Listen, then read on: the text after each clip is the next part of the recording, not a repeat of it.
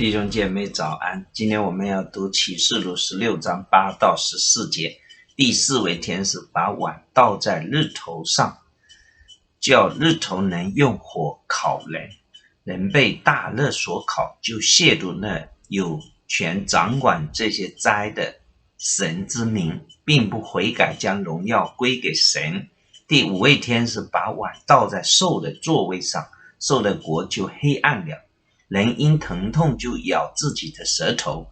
又因所受的疼痛和生的疮，就亵渎天上的神，并不悔改所行的。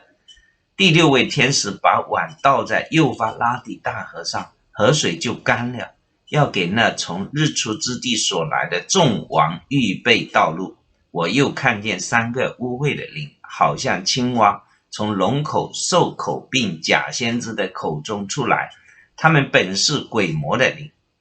施行奇事，出去到普天下众王那里，叫他们在神全能者的大日聚集征战。阿们。今天我们读经就到这里。今天的经文讲到神的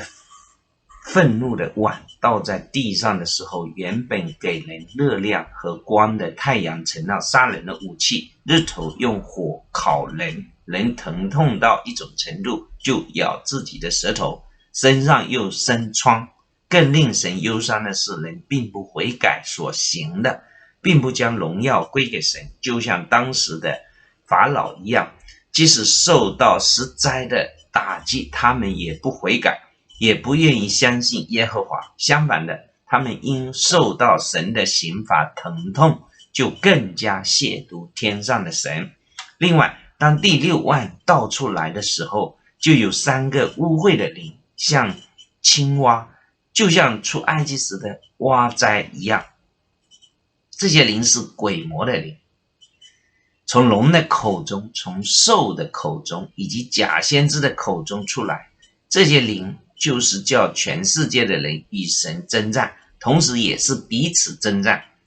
叫人彼此征战的灵，不管是人与人之间，在教会，在各个国家之间，都有彼此征战的灵。现今世界似乎正在形成了2大阵营彼此征战，这就是末世的光景。当然，这只是大灾难的开始，